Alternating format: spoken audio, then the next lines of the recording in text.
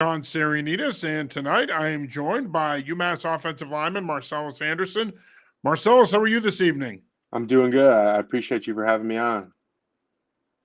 Hey, man, anytime. Appreciate you taking the time. Of course, NFL draft weekend is next weekend. We're getting closer and closer. A lot of young folks, including yourself, have put in a lot of work to put yourself in this position, Marcellus. And I want to start there. Talk a little bit about your football journey. When did you start playing football? Talk about your high school experience and how did you end up at UMass? Yeah, so I started playing football around second grade. I think like any other parents, like your parents are a little worried at first about you playing football, and they not sure if you should, the football should be the sport for you. But I was just in my mom's ear nonstop growing up, talking about how much I love football, I love watching football, and she caved in around second, third grade, started playing. I'm from Culver, Indiana, which is like a small high school just outside of South Bend. I went to Culver Community High School, played 4 years there, varsity, real small school. So obviously recruiting wasn't a big thing from my high school. So I first, before I went to UMass, I was graduated and played for 5 years at Saginaw Valley State University of Michigan, which is a Division II school. Super thankful for my time there. I was the highs and lows there. The best we were 8-3, and we were 5-6 as well. So I was on some really good football teams there, and I was on some not so very good football teams. But then when I put my name into the portal in the end of the season in 2022, I knew I was going to be graduated in the spring of 2023. So I knew I was just looking for something new. At the end of the day, in high school, you always want to play Division 1 football. You go to all the camps, you talk to the schools, and your goal is to play Division 1 at the end of the day. So I had knew my wide receiver coach at Saginaw for 3 years. Ended up was an analyst at UMass, Matt Zanilato. He was at Saginaw with me for I think 3 or 4 years, and then he became an analyst, like I was saying. And then he was kind of reaching out to me a little bit. And then the OC Steve Kasul and the O line coach Alex Miller flew out, and they saw me, ate dinner with me. And I knew right away that I had a connection with those guys because they were familiar with the GLIAC, the league that Saginaw's in.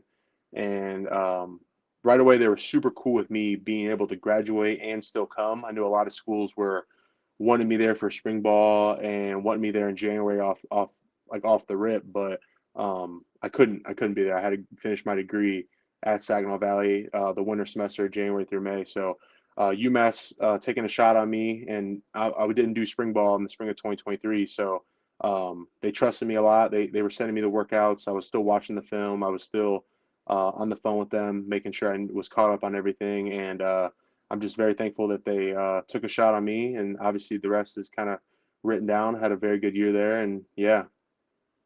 And now you're in this position. And obviously, as you mentioned earlier, Marcellus, everyone has that goal. They want to play Division 1 football. And that's not a knock on D2 schools or D3 schools. You mentioned you went to Saginaw Valley, a program that does have some history and tradition. How did that experience prepare you to play at UMass? We see a lot of this now with the transfer portal. Guys are moving around so much now. And oftentimes, and college coaches will admit this, right? They miss on guys at times that end up in D2 and 3. How did that experience playing at Saginaw help you out at UMass that your 1 year there? Yeah, I think right away at Saginaw, I was just talking to this to someone the other day. I said going into Saginaw, you're getting recruited by Division 1s in high school, and you think going to Saginaw, you're like, okay, well, I was getting recruited by Division 1s, like I should be like, right off the way, I should be a starter at Saginaw, or I should be able to get in some playing time. And it was a slap in the face. I mean, I got humbled really quick because I didn't know that every single kid on Saginaw's team was in the same position as me, getting recruited by Division 1s. And like you were saying, coaches missed out on them, and then they went to a Division 2 school, obviously a really good Division 2 school with guys going in the league nonstop out of that league. So, I mean, I think it prepared me in a way that it's just a very high level, very, very high level type of football in the GLIAC. There's so many different guys going to the NFL and the GLIAC from Ferris State and Grand Valley State. I think that you think to yourself that if those guys go into the NFL, then I could play anywhere. I'm blocking the guys that the NFL wants, so why wouldn't I be able to block the guys that Division 1 schools want? And I'm not gonna lie. At first, going into the first game and even like camp, I was like, this is still Division 1 guys. I was still like, I was telling my guys, I'm like, yeah, I'm kind of nervous a little bit, like, because I didn't do a spring ball. I mean, you're not padded up in the summer at all, and you think to yourself going into camp, you're like, well, I haven't blocked anybody since last November, and it's August of 2023. And I'm like, I was just a little nervous, because it could be a different speed, and it was at first for sure. I had to get used to the speed of the game, but I think the strength coaches at UMass, Scott McClaffrey, did a really good job with me and trusted me. And I think Coach Miller said, hey, like Marcellus can be a player for us. Make sure he's ready to go. And they did just that. They put me in the position to succeed. They got me faster laterally. They got me stronger in the weight room with squatting. They did everything they needed me to do that I needed to work on going into the season to make me play at a higher level, which is ultimately what I was doing coming from D2 to D1. Yeah, and you mentioned Coach Casula, who has since moved on to Michigan to be the tight ends coach. You mentioned Coach Miller. Of course, Coach Miller played at UMass. He also was a big part of your recruitment. What was it like playing for Don Brown and the rest of the staff? Obviously, UMass is a program that Coach Brown has a lot of history with. He was brought back to get the program back on track. You guys got off to a great start last year, a big win out at New Mexico State. You finished strong down the stretch, but what was it like playing for Coach Brown and playing at UMass? Yeah, I loved every single second of it. I think one thing that you think to yourself is, Don Brown is Don Brown. If you follow college football in any way, shape, or form, you know that he has been at some very big schools, Michigan. Pretty sure he was at Boston College and then at Yeah, Arizona for a while. UConn. So He's been around yeah, Maryland. yeah, no doubt. And if you, like I said, if you watch college football, like you know who Don Brown is. I mean, he's Don Brown, and it's just so cool, like him saying what's up to you, walking by you, and knowing your name, and just you think to yourself, like, a year ago I was at a Division 2 school, and now like Don Brown's my head coach, and it's just very like rewarding because you're like, man, I get to play for a guy that has coached some great players. Every day right by the O line room at UMass, it's a picture of like him on the wall with Rashawn Gary, and it's just like talking about Don Brown's defense and whatnot on the by the picture. And it's just like, wow, like this dude has really coached some high level guys. I'm just very blessed and thankful that I get to be around someone like that. Because I mean, at the end of the day, we all love football the same way, and he's been doing it. He always used to say he's been doing it for 46 years. So I mean, that's just like wow. If you think about it, it's like double of what I've been on, this earth. So it's like crazy to think about. He's been doing it for 46 years. It's awesome. And Coach Miller is the same way. Coach Miller is the man. Obviously, like you said, he played at UMass. So he was a All-American here. He got his chance in the league a little bit. We always used to try to find little clips and videos back in when he was playing in the national championship, I think in 2006 or whatever it was. But no, he's the best. Coach Miller is. I just talked to him literally a couple hours ago too on text, talking about how the O line's looking and whatnot. But I mean, if you're not going to find a guy that cares more about UMass and cares more about the university, I'm pretty sure he's one of the first human beings that I can say that cares for you past football. He wants to make sure that you're doing well, your family's doing well. He really cares about doing things the right way outside of football because he believes it translates right into football. And I love that from him. And now you're in a position where you're preparing for the NFL draft. Obviously, every young man growing up dreams of playing in the NFL. How cool is it for you to be in that position now where you've been preparing for the NFL draft? You work towards your pro day, which we're going to get into in a sec. But how cool is it to know that you could potentially hear your name called next weekend or get that phone call? Has that sunk in yet that you're going to get the opportunity to pursue your dream? Yeah, I think at first you think to yourself, you're like, it's really is just like a dream, and you're just like, wow, like I'm really doing this thing. But I think the coolest thing about it is you have a bunch of people around you that are still like humbling you and making sure that you're still working as hard as you were before you knew you were going to get this chance. So I think that keeping the same way that you work, doing the same things that you were before you knew you were going to get this chance is really what, because it's what made me who I am right now. What I'm saying, doing the same things every day, trying to get better in every little aspect that I need to get better in. But yeah, it's like you said, it's really is a dream. I'm thankful that I have talked to some teams. I'm thankful that I even got to do a pro day. If you think about how many kids like want to do a pro day, and they don't get the opportunity to, or they don't even get the opportunity to train for a pro day. And I was very thankful that I got to do all those things. It's my mom reminds me every day how blessed I am, and I just think all the time, like, I really am just thankful to be in the position I am because there's so many people out there that want that. You are watching Field the Draft. I'm your host, John Sirenitas, and tonight I'm joined by Marcellus Anderson, offensive lineman from UMass. So, Marcellus, talk about the pre-draft process. Obviously, you were able to play in a showcase in Texas. Talk about that a little bit, and talk about how your training has gone and how your training led you to your pro day. Yeah. So right after the season, I hired agent David Gregory out of Grand Rapids, Bull Rush Sports. He had a kid drafted last year out of Northern Michigan, Jake Witt, 7th round to the Colts. So that really attracted me to go with him. But I think one thing that I needed to work on right away after the season, I knew my lateral quickness needed to improve. So I went right to the trainer that the Jake Witt had trained with, and I was like, "Listen, I really need to improve on my lateral quickness. I need to improve on my straight line speed. Anything to get me faster and looking more athletic, and improving my body composition is really what I need to do." And he sat down with me once a week, and Dustin Branchow at Advantage in Marquette, Michigan, we talked how my progress is going. He really just tried to keep me on a straight line. He didn't want me too high or too low. He really wanted me to focus on, the same things that everyone really wants you to focus on is just what you need to get better. I didn't really worry about what the other old linemen that were training for the combine or training for the NFL were doing. I really was just focused on what I need to do at because you want to really keep the picture small, in my opinion. You don't want to look at things so big and bright and like psych yourself out the things that they don't need to get to. So, like I said, I think that we did a good job of that into the pro day. I think the short shuttle and the 10-yard split were really things I really harmed in on in my training. They showed at my pro day. 172 10-yard split was like top 5 in the combine for guards. For all offensive linemen, actually, and then 4.75 was like top 15 for all offensive linemen in the short shuttle. Some things I wish went better. I wish the bench was a little bit better. I hit 21 reps on the bench, but the wingspan was 81. My reach was around 33, 32 and a half, a 9.5 hands. So I think things went about as well as I thought they were going to in some things. But when I started training, I knew my 10 needed to be good. I knew my short shuttle needed to be really good. And I checked both those off the list. And I think that, some of the teams that were talking to me before that said I needed to improve on the lateral quickness and the get off and my explosion. I think hopefully that showed that's what I worked on, and my skill work went great with the Patriots. The Patriots scout ran the whole pro day, so yeah, I'm looking forward to the opportunity next week, and hopefully everything that I really harmed in on the past 14 weeks that I trained on shows.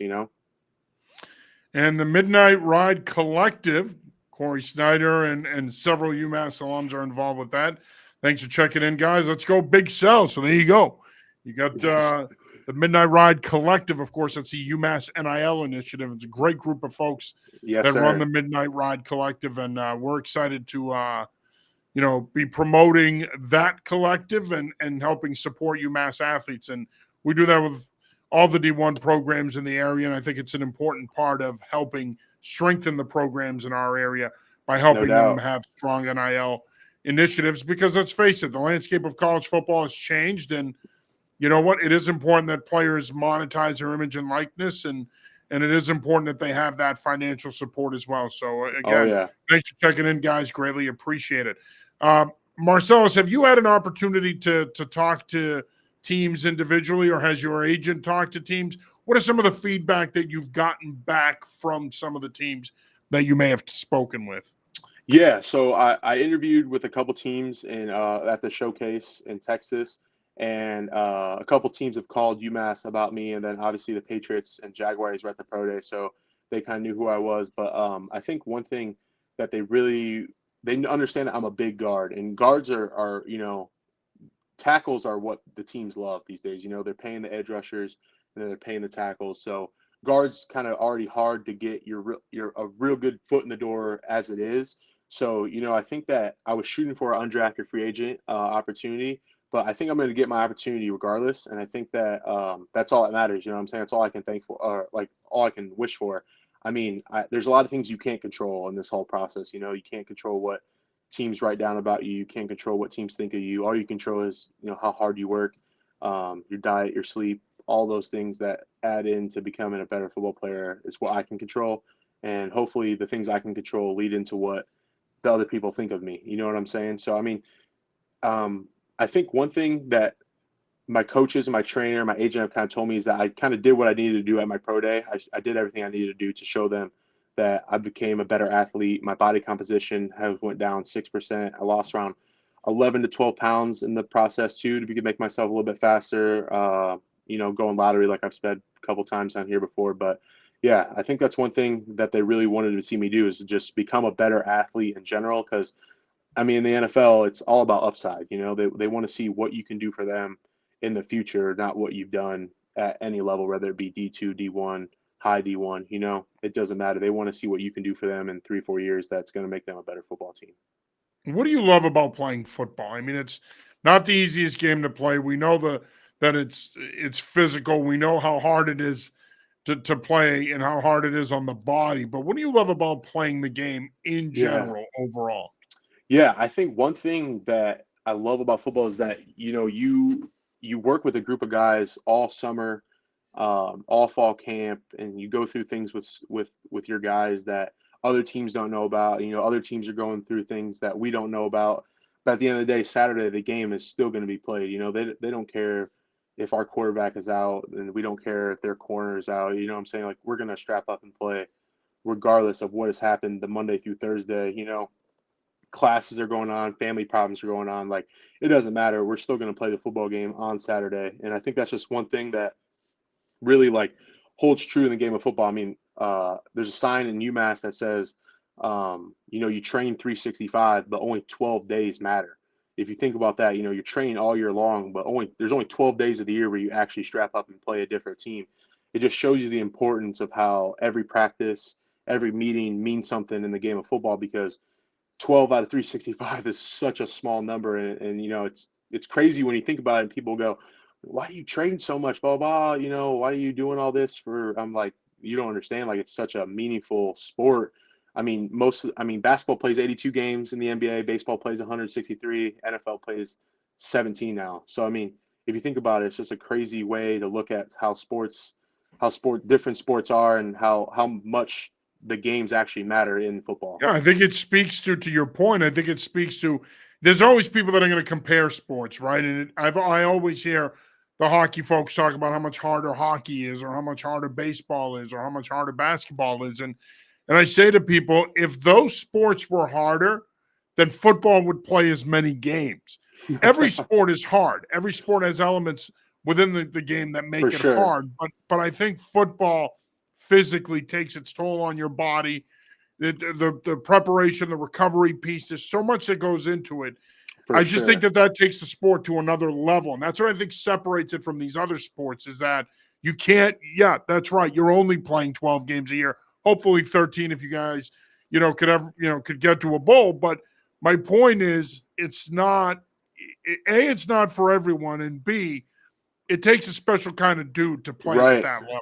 For sure. And if you think about it too, I always like, you know, I sometimes would play a average game and we would win. I would be like, wow, like I didn't think I played my best. And sometimes I'd play really good as an offensive lineman and we would lose the game. And I was like, man, I played good today, but you're still not happy because we didn't win. So it just shows you that, all 11 people on the field need to be doing the same thing. It's not like basketball where, It's the ultimate team sport. it's 11, 10 out of 11 could be doing the right thing. And, the tackle misses the block and the DN sacks the quarterback. That's one person out of 11 not doing the right thing. And, the play's over and just shows you how important every snap is. There's like 60 to 68 snaps a game on average, I think. So it's just like not that many snaps either. So it's everything matters in the game of football. That's why strength coaches, football coaches are always on tip. If everyone's ever wondering why they're always a little bit on tips, because everything matters. Everything you do matters. Like everything to the way you walk into the meeting room, to the way everything you write down, you work out, you train, every rep matters. If I asked your teammates to tell me three things about you, what would they say? Yeah, I think they'd say that I'm a hard worker. I think that they would say that I'm someone that they can count on, which is ultimately I think the most important one.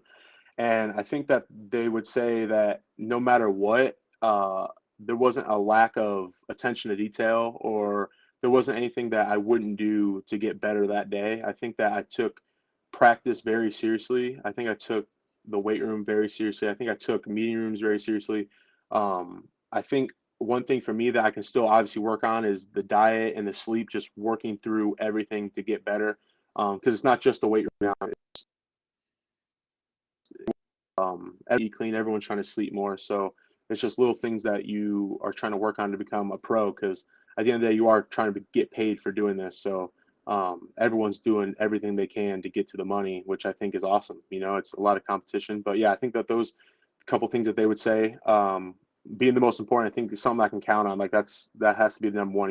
The guys at UMass weren't sure at me at first because I didn't do the spring. They never see me play football, so I think it took a little bit for me to gain their trust. But I think I got it after like the first couple games. I think they're like, all right, like this kid can play. Obviously, I mean, I would too if I played D1 for 4 years and a kid from D2 transferred up. I'd be like, all right, like he's played D2, but he hasn't played D1. Like let's see what he can do. So I would think the same thing. But those guys trusted me the whole time I was in there. Coach Mill believed in me the whole time. He was never a doubt that I couldn't play at that level.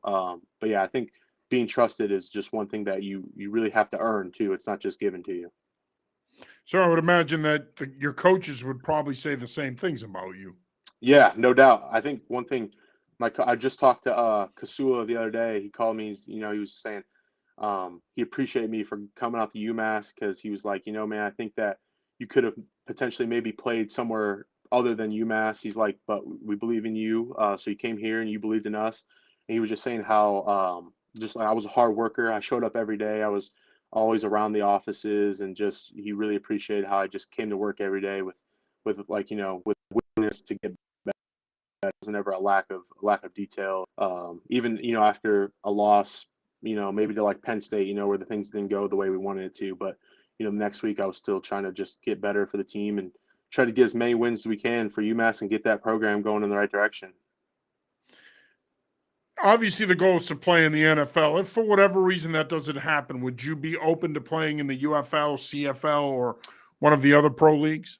Yeah, I think that's one thing that is actually really cool now is the UFL is something that is like it's called like basically a developmental league. So you can get, film to try to get into the NFL, whether it be a practice squad or on an active roster. But yeah, I think the UFL is something I would for sure do. I have a buddy in there, Nate McCurry, I play with at Saginaw Valley. He's with the Michigan Panthers right now. And, he says pretty good things about it. It's always nice to know some people in there, so you're not just kind of blindsided if you do get the opportunity of not know anything about it. But yeah, I think that's a great opportunity for people because I mean, it is very hard to make the NFL. Like, obviously, everyone talks about, oh, you're going to the NFL, like going to the draft, but I don't think most people understand. Like, there's 53 guys that make a roster. There's like 5 teams, so it's not just. I mean, it's 8 times 32, whatever that number is, guys that I'm trying to get to. So. Yeah, like I said, I would do that for sure. I would look at explore every option I can get to keep playing for at least a couple more years until I'm ready to settle down and start moving forward with my life. Obviously, it's important to have balance in life. It as much as we love football and everybody's a gym rat in their own right.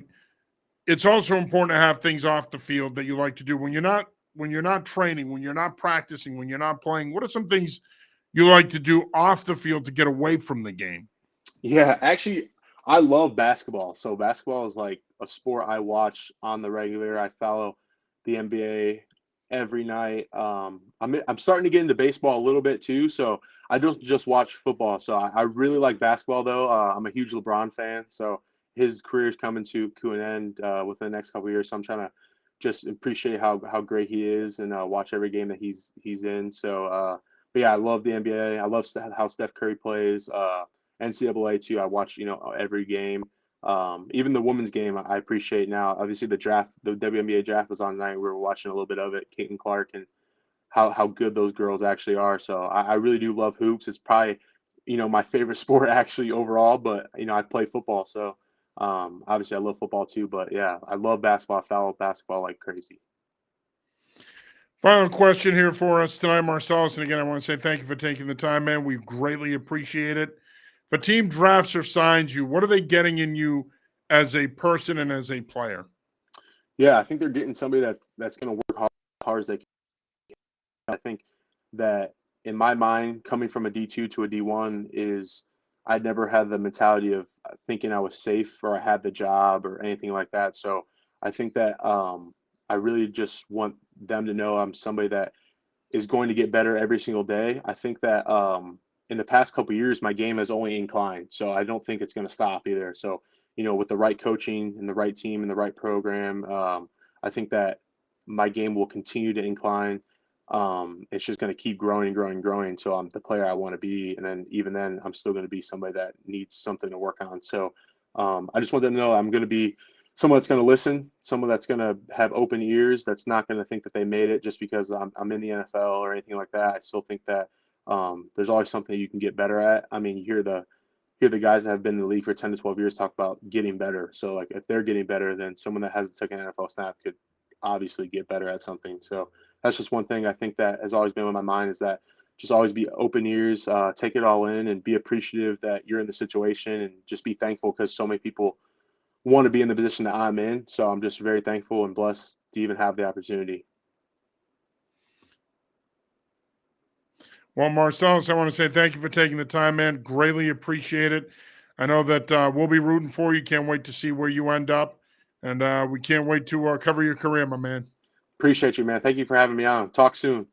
All right, will do. That is Marcellus Anderson, offensive lineman from UMass. That'll do it for this episode of Field of Draft. Marcellus Anderson, I'm John Tiernitas. Till next time, peace.